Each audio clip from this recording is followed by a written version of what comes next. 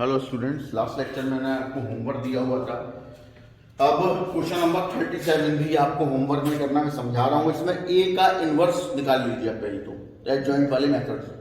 उसके बाद आप देखेंगे कि नीचे जो इक्वेशन दी हुई हैं उन्हें जब आप A X plus B A X equal to B की फॉर्म में लिखेंगे तो उसमें ए वही बनेगा जो ऊपर इसी क्वेश्चन में ए दिया हुआ है। तो वहां पे ए इनवर्स जब आप बनाएंगे तो ए इनवर्स निकालने की जरूरत नहीं पड़ेगी, वो ए इनवर्स वही होगा जो आपने अभी निकाला होगा, वो वहां यूज कर लेना, सॉल्व कर लीजिए, आंसर आपको मिल जाएगा। बिल्कुल ऐसा ही क्वेश्चन नंबर 38 है, उसको होमवर्क लगाइए। अब आप 39 पे आए, क्योंकि क्वेश्चन मैं उन्हीं पे डिस्कस कर रहा हूं जो क्वेश्चन टफ हो सकते हैं या हैं। ठीक है, तो जरा ध्यान दीजिएगा यहाँ पर और क्वेश्चन पढ़ लो एक बार अच्छे से। इस क्वेश्चन में आपको ये एक मैट्रिक्स दी हुई है और एक मैट्रिक्स दी हुई है बी, 7 -2 -4 2 1 2 -6 -3 और 5, और आपसे पहले बोला है कि भाई ए बी निकालो। जो बोला है वो काम पहले करो, जैसे इन्होंने ए बी निकाल, आगे क्वेश्चन में बाद में जाइए, आप पहले जो बोला है वो कर लीजिए। तो सबसे पहले तो हम ए बी का मल्टीप्लाई कर लेते हैं, क्योंकि अंदाजा तभी लगेगा। ए बी का मल्टीप्लाई 1 2 0 -2 1 -2 0 3 1 मल्टीप्लाई विद 7 -2 -4 2 1 2 और -6 -3 और 5 मल्टीप्लाई कीजिए। ये आ गया 7 + 4 और 0 हो जाएगा। यहाँ हो गया 2 -2 + 0, यहाँ हो जाएगा 12 + 6 और लास्ट में 0 मल्टीप्लाई, सॉरी -6 + 6, यहाँ मल्टीप्लाई किया 14 -2 -12, यहाँ हो जाएगा 4 + 1 + 6, यहाँ हो जाएगा -12 -3 और +15, यहाँ हो जाएगा 0 + 4 -4, यहाँ हो जाएगा 0 -2 + 2 और यहाँ हो जाएगा 0 + 6 और +5। इससे होगा ये आ गया 11 0 0 0 11 0 0 0 11, मतलब 11 अगर बाहर निकाल लें तो ये 1 0 0 0 1 0 0 0 1, मतलब ये बना आपका 11i, मतलब ए बी इक्वल टू बना 11 ऑफ आई, इक्वेशन नंबर 1। इसको बना के पहले रख लीजिए, क्योंकि इसकी हमें अब जरूरत पड़ेगी। क्यों, कैसे पता? क्योंकि क्वेश्चन में अगर कोई चीज दी गई है तो वो फालतू नहीं होती, ठीक है, उसका कोई ना कोई रीजन जरूर होता है, इसलिए इसकी जरूरत पड़ेगी। अब आप पढ़िए उसके नीचे जो इक्वेशन दी हुई है उनको, ठीक है। अब उसको हम सॉल्व करेंगे। क्या बोला गया है? अब उन्होंने ये बोला हुआ है, देखिए मैंने कल एक चीज बताई थी, उन्होंने बोला हेंस सॉल्व। तो हेंस का मतलब होता है कि ऊपर जो आपसे ए बी निकलवाया गया है इसका यूज करके उस इक्वेशन का आंसर निकालना है, ठीक है। तो अब वो यूज हो रहा होगा, इसीलिए उन्होंने बोला है। जरा देखिए, इक्वेशन है आपके पास x - 2y = 10, फिर है 2x + y + 3z = 8 और -2y + z = 7। ये तीन इक्वेशन आपको यहाँ पे दे रखी हैं, बोला इन्हें सॉल्व करो। तो जरा देखिए कैसे सॉल्व करते हैं हम। सबसे पहले तो हम a बनाते हैं, ठीक है, हम बनाएंगे यहाँ p, क्योंकि a और b पहले से ही है। 1 -2 z है, नहीं तो 0, यहाँ वाले में 2 1 3, यहाँ वाले में 0 -2 और 1। एक बनाएंगे q जो बनेगा 10 8 7, और एक बनाएंगे x जो बनेगा x y और z, और ये बन जाएगा px = q की फॉर्म। यहां से x = p inverse × q, equation number आपकी बन जाएगी 2। अब आप एक चीज पर गौर करिए कि यहां सिंस p = a है, ठीक है, देखिए यहाँ a दिया हुआ है, a की तरफ ध्यान दें, जो a है वही p है। इसका मतलब है अगर मैं p का इनवर्स निकालना चाहूं तो मुझे a का इनवर्स निकालना पड़ेगा, इक्वेशन नंबर 3, ठीक है। मतलब जो p इनवर्स निकलेगा वो a इनवर्स होगा। अब सवाल आता है कि वो a इनवर्स निकालें, तो बहुत से लोग क्या करते हैं कि a इनवर्स निकालना शुरू कर देते हैं, वहां से करना ही नहीं है। देखो निकला रखा हुआ है ab = 11i, ठीक, b/11 = i/a लिख सकते हैं। ये हो गया a इनवर्स और ये हो गया 1/11, और यहाँ b की रख दीजिए वैल्यू, यानी 7 -2 -4 2 1 2 -6 -3 और 5, that is your A inverse. और यही इसका यहाँ यूज था, इसीलिए आपको ए बी पहले इन्होंने निकालने को दिया गया, तो इसीलिए हेंस बोला हुआ है। समझ आ गई बात? और अब कोई दिक्कत ही नहीं है। अब जो ए इनवर्स है वही पी इनवर्स है, तो P inverse is 1/11, 7 -2 -4 2 1 2 minus 6 minus 3 and 5। ये वैल्यू आपको उठा के इस पुट इन सेकंड कर देनी है, सेकंड इक्वेशन में पुट कर देंगे। यहां पुट करेंगे तो यहां आ जाएगा एक्स वाई जेड, यहां आ जाएगा 1/11 7 minus 2 minus 4 2 1 2 minus 6 minus 3 5 multiply with 10 8 और 7 मल्टीप्लाई कर लो। 1/11 बाहर छोड़ दो, बाद में यूज हो जाएगा। ये आया आपके पास 70 प्लस 16 माइनस 42, दूसरा minus 20 plus 8 that is your 8 minus 21, ये आएगा माइनस का 40 प्लस 16 प्लस 35। सॉल्व कर लीजिए। 1/11 देखिए 70 माइनस 42, तो 70 माइनस 42 इज 28 और 28 प्लस 16 मल्टीप्लाई ऐड कर लीजिए तो 28 और 16 मिलके 44। 20 में से 8 माइनस कर दीजिए, माइनस का 13, माइनस का 13 इसमें ऐड कर दीजिए तो माइनस का 13 आप इसमें ऐड करेंगे, सॉरी 13 को 12 होगा, 12 इसमें आप ऐड करेंगे तो माइनस का 33 आ जाएगा। माइनस 40 में से प्लस का 35 जाएगा, माइनस का 5 और इसमें से हो जाएगा तो 11 वैल्यू आ गई। और यहां आ जाएगा 11 का डिवाइड करेंगे तो 4 माइनस 3 एंड 1। ये आपको एक्स वाई जेड की वैल्यू मिल जाएगी। अब आपको क्या करना था, मतलब कंपेयर कर लेना है। कंपेयर करोगे तो x की वैल्यू आएगी 4, y की वैल्यू -3 और z की value 1। That is your answer. ये चाहे तो आप यहाँ रख के देख लीजिए, आंसर आना चाहिए।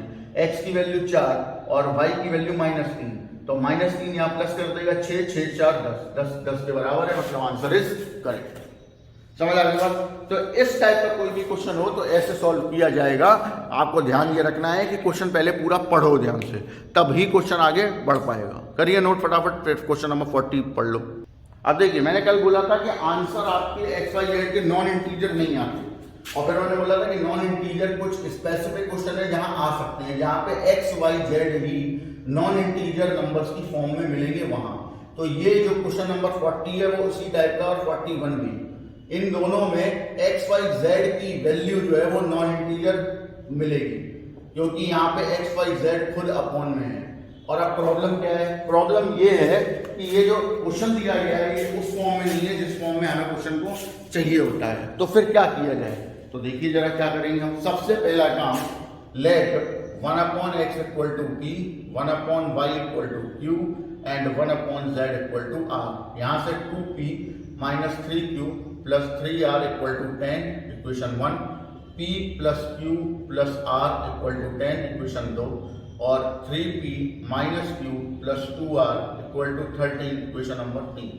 जब ये बन जाए तो अब आप बनाएंगे a जो आएगा 2 माइनस 3 3 1 1 1 3 माइनस 1 एंड 2। यहां से x आ जाएगा आपके पास p q r, ठीक, that is your r, and x sorry and b is 10 10 और 13। बन जाएगा ax बराबर b, और यहां से x बराबर a inverse b, equation number 4। अब हमें इस ये लाइन लाना है, तो फाइंड क्या करेंगे हम, a इनवर्स, और उससे भी पहले डिटर्मिनेंट ऑफ a, क्योंकि डिटर्मिनेंट अगर 0 नहीं हुआ तो मैं यूनिक सॉल्यूशन मिलेंगे, और अगर 0 हो गया तो सॉल्यूशन नो हो जाएगा, समझ आ गई, या इनफाइनाइट हो जाएगा। तो जरा ध्यान दीजिए, डिटर्मिनेंट ऑफ a पे 2 bracket 2 plus 1 minus minus plus 3 bracket 2 minus 3, फिर minus plus 3 bracket minus 1 minus 3। तो ये सॉल्व किया, ये हो गया आपके पास 6, ये हो गया -3, और ये हो गया माइनस का 12। तो यहाँ आ जाएगा माइनस का 9, जो कि नॉट इक्वल टू 0 है। क्लियर है? और नॉट इक्वल टू 0 मतलब यूनिक सॉल्यूशन। अब आपको एडजॉइंट निकालना है, तो a11 a12 a13 21 22 23 31 32 33। मैंने बोला था plus minus plus minus plus minus plus minus plus, पहले ही लगा दी, ठीक है, जिससे कि बात की कोई मिस्टेक ना बचे।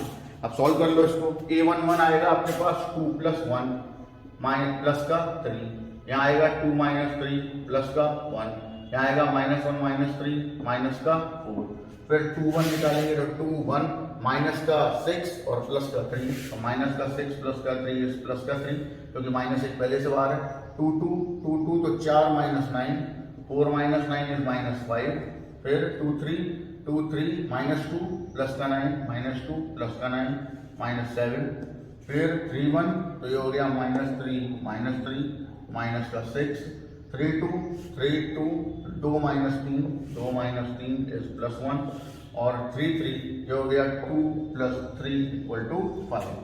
यहाँ से आपको बनेगा नया मैट्रिक्स जिसे हम बोलेंगे सी मैट्रिक्स है आपके पास 3 1 माइनस 4 3 5 माइनस का 5 माइनस का 7 माइनस का 6 1 5। Adjoint of A equal to C transpose, तो 3 1 माइनस 4 3 माइनस 5 माइनस 7 और माइनस 6 1 5। यहाँ से A inverse is minus 1 upon 9 3 1 minus 4 3 minus 5 minus 7 and minus 6 1 और 5। ये आपको यहाँ मिल जाएगा। ए इनवर्स निकल आया। अब आपको क्या करना है, अब ये ए इनवर्स जो आपका है वो उठा के पुट इन फोर्थ कर देना है। तो पुट इन फोर्थ इक्वेशन यहाँ जाएंगे तो यहाँ आ जाएगा आपका पी क्यू आर एक्स की वैल्यू तो वही है माइनस का 1 upon 9 multiply with 3 1 minus 4 3 minus 5 minus 7 minus 6 1 5 and 10 10 और 13 माइनस का 1 अपॉन 9 सॉल्व किया, ये हो गया 30 प्लस 30 माइनस 78, ये हो गया 10 माइनस 50 प्लस 13, ये हो गया माइनस का 40 माइनस 70 प्लस 65 माइनस 1 अपॉन 9। देखिए ये हो गया 60 और यहाँ 78 तो माइनस का 18, फिर यहाँ पे सॉल्व किया 13 और 10 हो गया 23 माइनस का 27 और यहाँ सॉल्व किया तो यहाँ बचा माइनस का 45। तो जब माइनस 1 अपॉन 9 का अंदर डिवाइड होगा तो यहाँ आ जाएगा 2 3 और 5। दोनों तरफ कंपेयर कर लेंगे, कंपेयर करेंगे तो पी क्यू आर की वैल्यू निकलेगी, जबकि पी क्यू आर आपने लेट किया हुआ है, आपको एक्स वाई जेड चाहिए। तो देखिए पी क्यू आर बराबर 2 3 और 5 आ जाएगा, बट ये आंसर तोड़ना है क्योंकि आंसर तो एक्स वाई जेड में है। तो x बराबर 1 अपॉन पी हो जाना चाहिए फिर, क्योंकि 1 अपॉन एक्स बराबर पी है, यानी कि x की वैल्यू 1 अपॉन 2, y की वैल्यू 1 अपॉन 3 और z की वैल्यू 1 अपॉन 5। और ये है non integer x Y z. तो नॉन इंटीजर ये क्यों है, क्योंकि यहाँ एक्स वाई जेड खुद ही 1 upon x 1 upon y 1 upon z की फॉर्म में, इसलिए नॉन इंटीजर है। वरना किसी भी क्वेश्चन का आंसर पॉइंट में नहीं आएगा, अगर आ रहा है मतलब आपने कहीं गलती कर दी है। क्लियर है, नोट कर लीजिए और 41 को होमवर्क लगा लीजिए। देखिए मैंने कहा था कि अब वैल्यू बेस्ड क्वेश्चन सबसे ज्यादा इंपॉर्टेंट है और अब ये वही है। तो मैं इन सभी क्वेश्चन की इक्वेशन बना के आपको दूंगा, आपको सॉल्व खुद करना है और क्वेश्चन को समझना भी है कि बेसिकली इन क्वेश्चंस में हमें करना क्या था। यहाँ पे होगा ये कि इक्वेशन बनी नहीं मिलेगी, आपको क्वेश्चन पढ़ के इक्वेशन को बनाना पड़ेगा। उसके बाद जब इक्वेशन बन जाए तो अपना वही मेथड मैट्रिक्स मेथड लगा के सॉल्व कर लीजिए, आंसर आ जाए। ठीक, तो मैं 42 से 45 तक खड़े क्वेश्चन की जानकारी आपको दूंगा, हिंट का यूज बिल्कुल ना करें। शीट आपको आज शाम रात तक या कल सुबह तक मिल जाएगी, तो कल जब लेक्चर आएगा तो आप लोग शीट पे ही होगा, समझ आ रही बात, उसमें हम शीट के ही क्वेश्चन करेंगे और शुरुआत से होगा मैट्रिक्स जो चल रही थी वहां उसके भी क्वेश्चन होंगे, थ्योरी के डिटर्मिनेंट के भी क्वेश्चन होंगे और ये जो मैट्रिक्स का पार्ट इधर आया है उसके भी क्वेश्चन होंगे। और शीट जिसने ढंग से लगा ली उसे मैट्रिक्स डिटरमिनेंट डिटेल में ढंग से समझ में आ जाएगा। ठीक है, तो इसीलिए शीट ढंग से लगाएं और जो क्वेश्चन ना आए वो पूछें। अब जरा 42 पढ़ लीजिए। उन्होंने बोला है कि सम ऑफ 3 नंबर इज 2, तो सबसे पहले तो 3 नंबर लेट करने पड़ेंगे। तो let the 3 numbers are X Y Z. और अब उन्होंने बोला हुआ है कि sum of 3 numbers, sum of 3 numbers equal to 2, मतलब x plus Y plus Z equal to 2, equation number 1। आगे बोला हुआ है if twice the second is added to the sum of first and third we get 1। तो एक equation बन गई है, क्योंकि जो बोलते जा रहे हैं वो करते जाओगे, इक्वेशन ऑटोमेटिक बनती जाएंगी। ट्वाइस द सेकंड यानी y का सेकंड ट्वाइस, वो ऐड किया x और z के सम में, क्योंकि उन्होंने फर्स्ट और थर्ड के सम में ऐड किया तो आपको 1 मिला, तो इसीलिए इक्वेशन मिल गई। अब तीसरी कंडीशन पढ़िए, बोला हुआ है on adding the sum of second and third on adding 5 times the first we get 6। तो 5 times the first we get 6, तो ये हो गया 5x plus Y plus Z equal to 6, equation number 3। अब आपको ए बनाना है, वो बन गया 1 1 1 1 2 1 और 5 1 1। बी बनाना है, वो बन गया आपके पास 2 1 6। एक्स है एक्स वाई जेड और ये आपको मिल गया A X equal to B और यहां से x equal to A inverse B मिल जाएगा, इक्वेशन नंबर 4। और अब आपको क्या करना है, ए इनवर्स निकालना है, इक्वेशन नंबर 4 में रखना है, जो मल्टीप्लाई करना है राइट में, दोनों तरफ कंपेयर करना है और मिल जाएगा आपको एक्स वाई जेड की वैल्यू, मतलब तीनों नंबर आपके सामने मौजूद होंगे। क्लियर है? ठीक है, नोट कर लीजिए। चलिए क्वेश्चन नंबर 43 पढ़िए ध्यान से। अब देखिए 43 में आपको बोला हुआ है कि 4 kilogram potato, 3 kilogram wheat and 2 kilogram rice is 60। तो अब आंसर तो ऐसे 1 किलोग्राम के हिसाब से निकलेगा, तो आपको उसी हिसाब से लेट करना है। तो क्वेश्चन का पहली लाइन और लास्ट लाइन जरूर पढ़ें। तो let the 1 kilogram potato cost is x rupee, 1 kilogram wheat cost y rupee and 1 kilogram rice cost z। ये सबसे पहला काम है आपका बताना।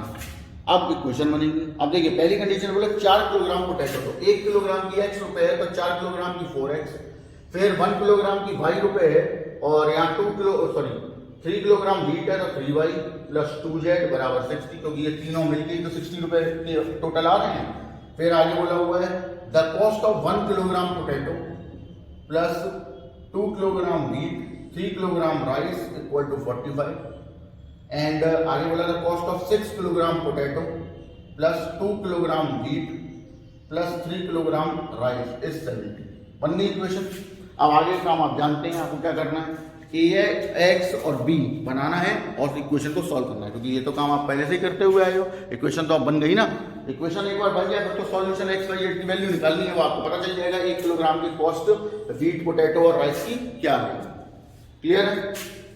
आइए 44 पे पढ़ लीजिए एक बार ध्यान से। ऐसा बोला हुआ है उन्होंने कि 5000 का एक अमाउंट है जिसके आपने 3 टुकड़े किए, मतलब 3 जगह इन्वेस्ट किया, ठीक है, और उससे आपको कुछ इनकम हुई, उनके ऊपर जो इंटरेस्ट मिला उससे आपको इनकम हुई, एनुअल इनकम। ठीक है, तो जरा ध्यान दीजिए, that x Y z rupee are 3 investments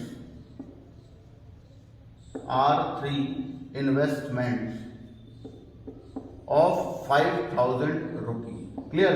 5000 के जो 3 टुकड़े हुए हैं 3 इन्वेस्टमेंट में, एक्स वाई जेड है वो और आपके सामने है, तो इसलिए बताना जरूरी है। तो इसका मतलब है एक इक्वेशन तो यहीं से बननी चाहिए, x plus Y plus Z equal to 5000, क्योंकि ये 5000 के ही तो 3 टुकड़े हैं इन्वेस्टमेंट, तो इसीलिए उन तीनों को ऐड करोगे तो आपको 5000 मिलना चाहिए। क्लियर? अब आगे उन्होंने बोला हुआ है कि जो इन्वेस्टमेंट आपने किया था उसका 6%, 7% और 8% इंटरेस्ट आपको मिलता है एनुअल। ठीक है, आपको एक साल में x का 6%, y का 7% और z का 8%, ये आपको क्वेश्चन में बोला गया है। तो आपसे बोला गया था कि इनके जो आपको इंटरेस्ट पे हुआ, जो टोटल इनकम हुई वो 358 है, मतलब 6% ऑफ पहला, 7% ऑफ दूसरा एंड 8% ऑफ तीसरा, मिलके 358 रुपए इंटरेस्ट आपको दिया गया। ठीक, तो ये आ गया 6x plus 7y plus 8z equal to 35800, equation number 2। Clear? अब आप आइए तीसरी कंडीशन पे। उसमें आपसे बोला हुआ है कि पहला और दूसरा जो इन्वेस्टमेंट है, समझिए ना, यहाँ गलती आदमी क्या करता है, वो इन्वेस्टमेंट ना सोच के एक्स वाई जेड सोचता है। इन्वेस्टमेंट अलग है, एक्स वाई जेड अलग है। एक्स वाई जेड तो 3 इन्वेस्टमेंट हैं, लेकिन ये उनकी बात कर रहा है जिसपे ये इंटरेस्ट पे हो रहा है। मतलब कि यहाँ ऐसा नहीं करना है, जिन्होंने बोला x प्लस वाई बराबर z प्लस 70, ये नहीं करना, ये तो गलत हो जाएगा, क्योंकि ये तो आपको जो 3 टुकड़े दिए थे वो है, आपको उसके हिसाब से 70 तोड़ना ज्यादा है। वो ये बोल रहा है कि जो इंटरेस्ट रुपए मिल रहे हैं आपको first second part third part के, उनमें से फर्स्ट और सेकंड का सम, यानी कि उन इन्वेस्टमेंट का, यानी कि उन डिजिट का, तो इन्वेस्टमेंट क्या था 6x/100, क्योंकि x तो इन्वेस्टमेंट है और ये उसका इंटरेस्ट है। ठीक है, और इस पे क्या 7y/100, बोला इन दोनों का सम, Z वाले से 70 ज्यादा है, तो फिर Z वाले थर्ड इन्वेस्टमेंट में 70 ऐड करना पड़ेगा, तभी तो इन दोनों के बराबर आएगा। तो 6x + 7y - 8z बराबर 7000। Equation number 3। ये तीन इक्वेशन, अब तीन इक्वेशन आपके पास है, इन्हें सॉल्व करके x y z की वैल्यू निकालिए। क्लियर है? नोट कर लीजिए फटाफट। अब देखिए इसमें जो क्वेश्चन नंबर 45 है वो थोड़ा सा आपका जो है टफ हो सकता है, क्योंकि इसी टाइप के क्वेश्चन एग्जाम में ज्यादातर पूछे जाते हैं। तो जरा 45 ध्यान से पढ़ें। इसमें बोला हुआ है दो स्कूल है A एंड B जो अवार्ड देना चाहते हैं उन स्टूडेंट को जो मतलब, और उन स्टूडेंट को जिनकी कुछ वैल्यूज उन्हें अच्छी लगी। अब वो वैल्यूज क्या है? Sincerity, truthfulness and helpfulness. ठीक है, तो आप क्या करेंगे? Two schools A and B wants to award their students, their selected students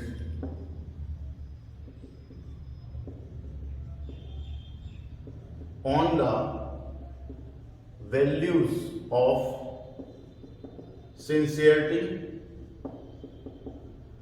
truthfulness और हेल्पफुलनेस। क्लियर है? इसके लिए देना चाहते हैं। अब जो A है wants to award XYZ rupee for each of the three respective values, मतलब for school A। जब आप इसकी बात कर रहे हो तो ऐसे लिखो। ठीक, अब ये जो पहला स्कूल है ये इन तीनों के लिए कैसे कैसे अवार्ड देगा? जो सिंसियरिटी है उनको X रुपए, जो ट्रुथफुलनेस में है वो Y रुपए, जो हेल्पफुलनेस के लिए उन्हें Z रुपए। तो इसका मतलब है, और कैसे कैसे हैं उनकी वैल्यूज 3, 2 एंड 1, मतलब कि 3 स्टूडेंट सिंसियरिटी के लिए, 2 स्टूडेंट ऐसे हैं जो उसके ट्रुथफुलनेस के लिए, और एक स्टूडेंट ऐसा है जो हेल्पफुलनेस के लिए। और टोटल रुपए जो अवार्ड के लिए तय किए गए देने के लिए वो 1600 हैं। तो 3x + 2y + 1 × 2z = 1600 is your first equation. Clear है? अब आ जाइए स्कूल बी की तरफ।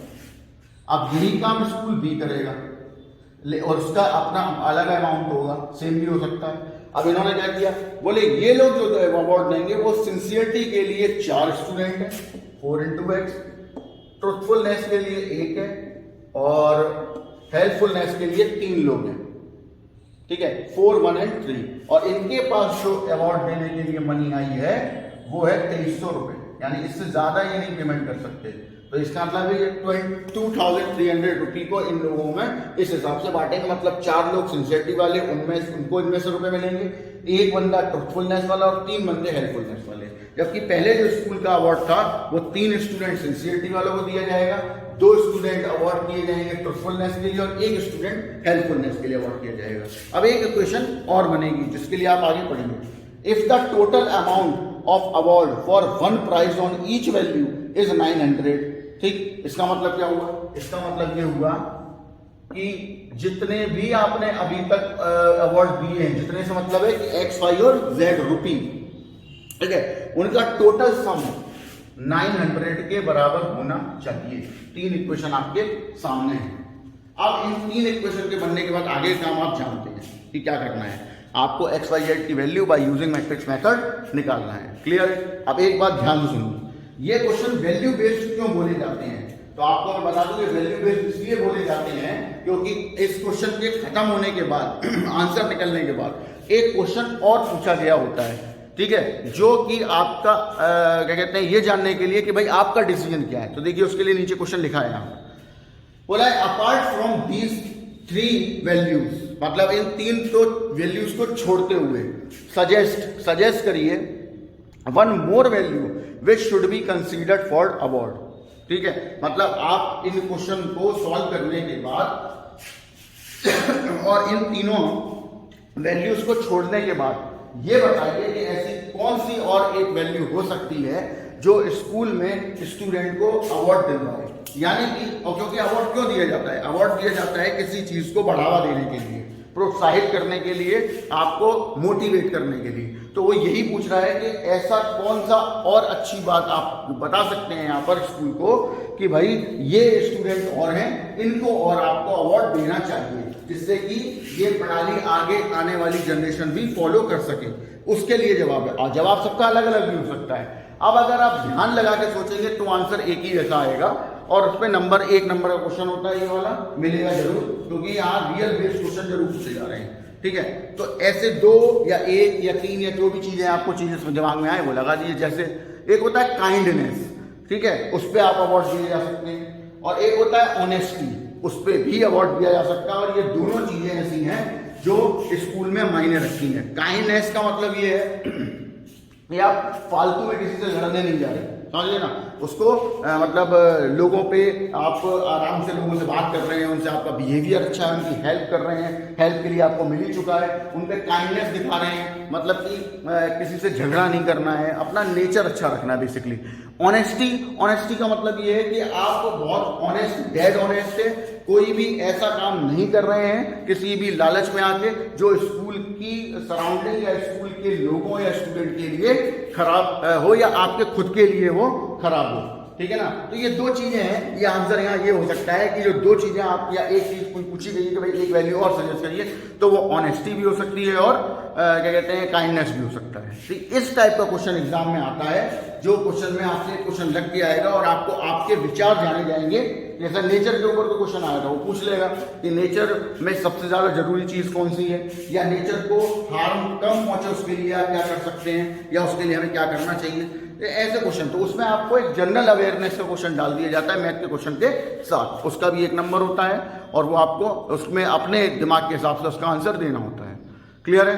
तो ये लेक्चर में आज वो इतना ही रहेगा, क्योंकि यहाँ पे आपका सिलेबस खत्म हो गया इसका, मैं ट्राइसेप्टर डिटरमिनेंट का एक्सरसाइज खत्म। ये क्वेश्चन आप कर लीजिए, और आपको इससे रिलेटेड 4-5 क्वेश्चन शीट में मिल जाएंगे। शीट होप सो या तो आज रात में आ जाएगी, या तो कल सुबह आपको व्हाट्सएप पे डाल दी जाएगी। जो लोग ऑफलाइन आ रहे हैं वो शीट वो अपनी मतलब ये साथ लेके आए, मोबाइल साथ में लेके आए, तो शीट मैं मोबाइल में दे दूंगा, बाद में वो निकलवा लें उसका PDF। और जो ऑनलाइन आ रहे हैं वो शीट को डाउनलोड कर लें, क्योंकि शीट ऐप में भी रहेगी और क्या कहते हैं ग्रुप में भी रहेगी। ठीक है, और फिर हम लोग शीट करेंगे। होप सो 5-6 दिन लग जाएंगे, जिसमें खत्म हो जाएगी शीट, और होमवर्क भी करना है, शीट को रिवाइज भी करना है, और जो टफ क्वेश्चन है या जो क्वेश्चन हम लोगों ने अभी तक नहीं किए हैं वो क्वेश्चन भी उसमें मैंने डाले हुए हैं। ठीक है, शीट रिवाइज अच्छे से करनी है, और उसके बाद हम लोग आगे कैलकुलस की तरफ मूव करेंगे। क्लियर है? चलिए आज के लिए इतना ही, बाय।